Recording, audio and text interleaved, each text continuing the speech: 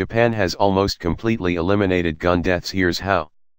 Japan is a country of more than 127 million people, but it rarely sees more than 10 gun deaths a year. Culture is one reason for the low rate, but gun control is a major one, too.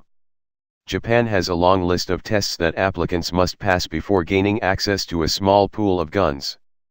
Gun control discussions crop up every time there is an attention-grabbing shooting in the US.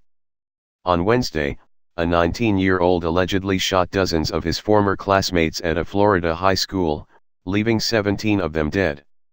One of the biggest questions: how does the US prevent this from happening over and over again? Although the US has no exact counterpart elsewhere in the world, some countries have taken steps that can provide a window into what successful gun control looks like.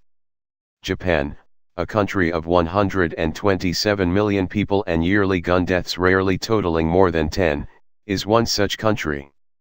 Ever since guns entered the country, Japan has always had strict gun laws.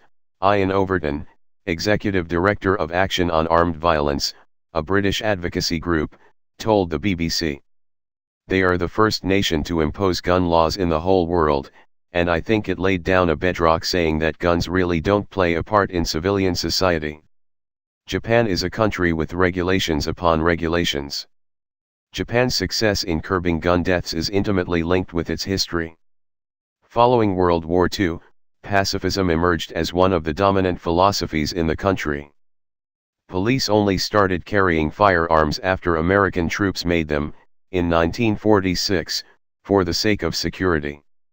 It's also written into Japanese law, as of 1958, that no person shall possess a firearm or firearms or a sword or swords. Government has since loosened the law, but the fact Japan enacted gun control from the stance of prohibition is important.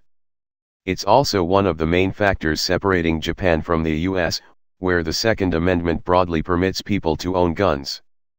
If Japanese people want to own a gun, they must attend an all-day class, pass a written test, and achieve at least 95% accuracy during a shooting range test.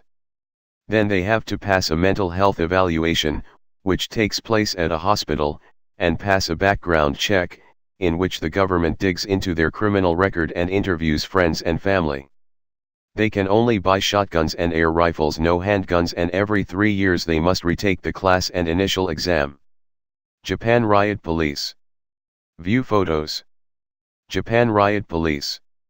Toru Hana/Reuters. Japan has also embraced the idea that fewer guns in circulation will result in fewer deaths. Each prefecture, which ranges in size from 500,000 people to 12 million, in Tokyo can operate a maximum of 3 gun shops. New magazines can only be purchased by trading in empty ones, and when gun owners die, their relatives must surrender the deceased member's firearms. The role of trust can't be overstated. The result is a situation where citizens and police seldom wield or use guns.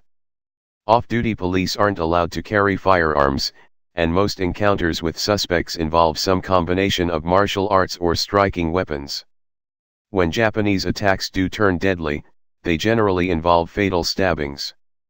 In July of 2016, an assailant killed 19 people in an assisted living facility.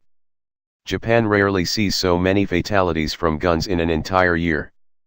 Gun control in Japan, combined with the prevailing respect for authority, has led to a more harmonious relationship between civilians and the police than in the US. It's something of a chicken-egg problem.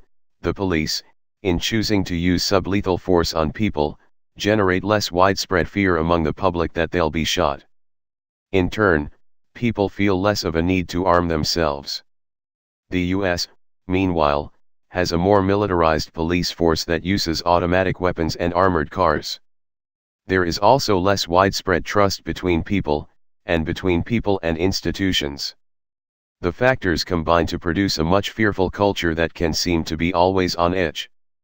Japan's approach would be a tough sell in the face of American gun culture, but it can provide a starting point for reining in the senseless violence that has become a hallmark of life in the US. Thank you for watching. Please like, share, and subscribe.